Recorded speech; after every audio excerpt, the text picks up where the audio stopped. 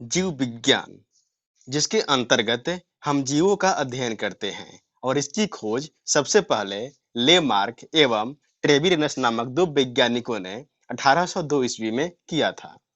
जीव विज्ञान को अध्ययन के सुविधा के अनुसार इसे दो भागों में बांटा गया है।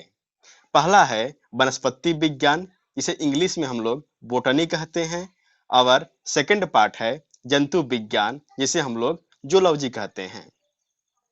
वनस्पति विज्ञान के अंतर्गत हम शाक या पेड़ पौधों के बारे में अध्ययन करते हैं, जबकि जंतु विज्ञान के अंतर्गत हम लोग जीव जंतुओं के बारे में अध्ययन करते हैं। नेक्स्ट है जीव विज्ञान का क्षेत्र। जिस प्रकार से विज्ञान को अध्ययन के सुविधा के अनुसार हम लोग जीव विज्ञान, भौतिक विज्ञान और रसायन विज्ञान के भागों में बांट देते हैं, उसी प्रकार जीव विज्ञान को भी अध्ययन के सुविधा के अनुसार कई भागों में बांटे हैं, जैसे जीव भौतिक, जीव रसायन। जैसे जीव भौतिक के अंतर्गत हम लोग जीवन के भौतिक स्वरूप के बारे में अध्ययन करते हैं, उसी प्रकार जीव रसायन के अंतर्गत हम लोग जीवों के रासायनिक प्रक्रियाओं के बारे में अध्ययन करते हैं। नेक्स्ट है जीवों का वर्गीकरण, यानी कि जीवों को हम लोग किस प्रकार अलग अलग करें।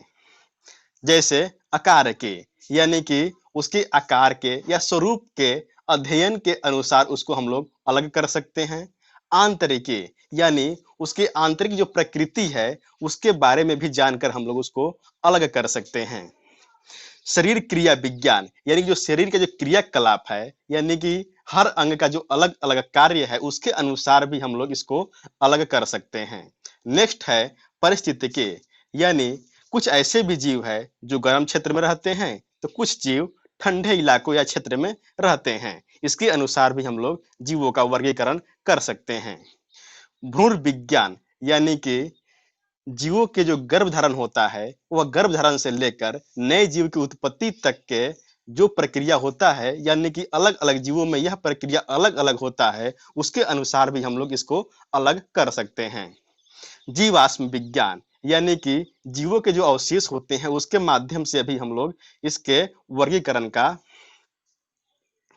माध्यम ले सकते हैं, यानी कि जीवाश्मों के आधार पर भी हम लोग जीव विज्ञान में जीवों का वर्गीकरण कर सकते हैं।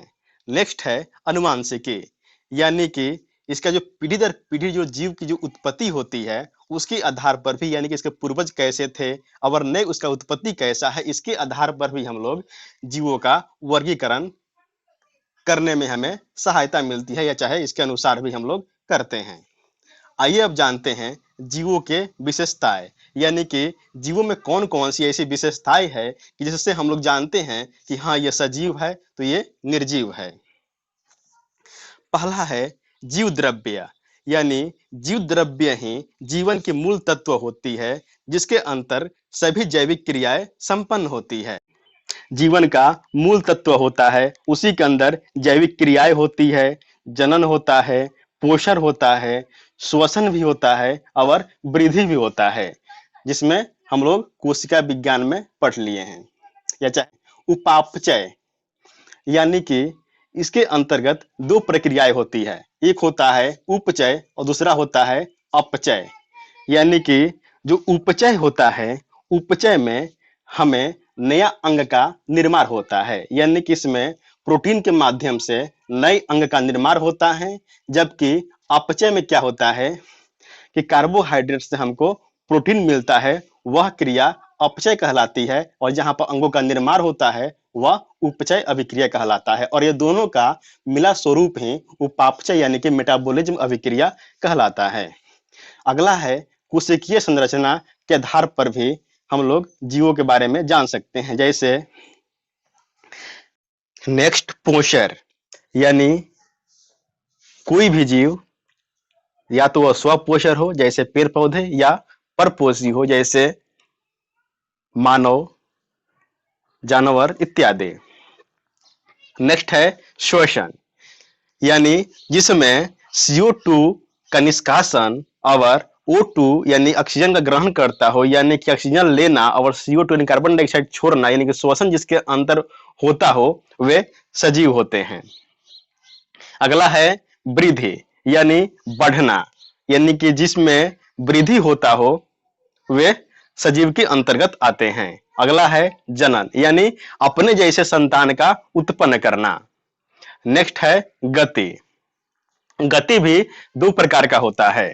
ये जो गति है, ये गति भी दो प्रकार का होता है। एक होता है स्वतः गति, यानी कि खुद अपनी प्रेरणा से ही गति करना, जबकि दूसरा होता है प्रेरित गति, यानी कि किसी को धक्का दे देना या चाहे उसको गर्म स्थान पर रख देना या चाहे उसके अंदर गर्मी ला देना, जिसके कारण वह वस्तु गति करने लगे।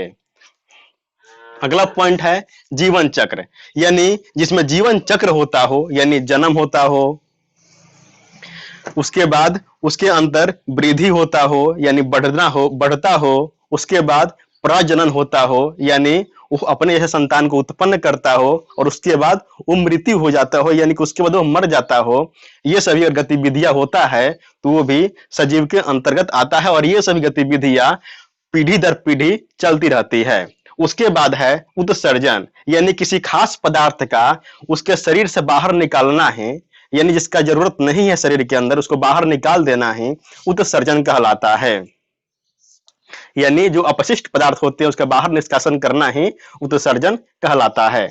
उसके बाद है अनुकूलता, यानी ऐसा परिवेश, ऐसा माहौल जहां पर वह अपने जीवन को सही ढंग से जी सके, वह अनुकूलता कहलाता है।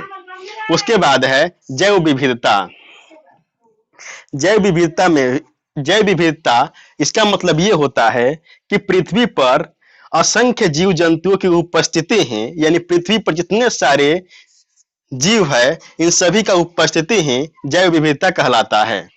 जैव विविधता के महत्व भी है, जैसे अगर इस पृथ्वी पर जीव है तो जीवों को ऑक्सीजन चाहिए, और ये ऑक्सीजन हमें पेड़ पौधों से मिलता है, यानी इन दोनों का इस धरती पर रहना ही जरूरी है। अगर दोनों में से कोई एक न रहे तो दूसरे का यहाँ पर कोई अस्तित्व नहीं है।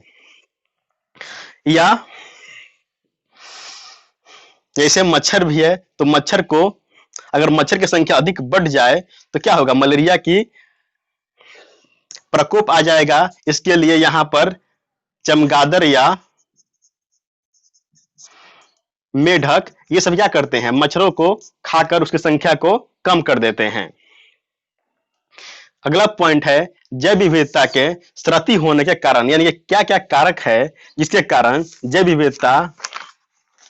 विविधता का ह्रास हो रहा है, यानी कि उसके। तो आइए देखते हैं कौन कौन से कारक है जिसके कारण जैव विविधता का क्षति पहुंच रहा है, यानी कि उसको हानि पहुंच रहा है। जैसे आवासीय क्षति तथा विखंडन, यानी उसके हम लोग आवास को खत्म कर देते हैं या चाहे उसका विखंडन कर देते हैं। जैसे किसी जंगल का कटाई कर देना, वहां पर जितने भी जीव जंतु है वे तो या भाग जाएंगे या वहां से विलुप्त हो जाएंगे।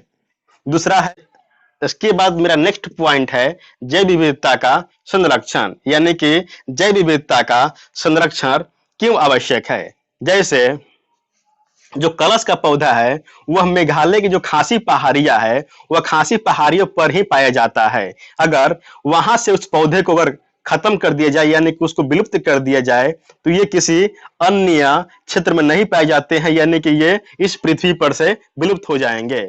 भारत में केवल 14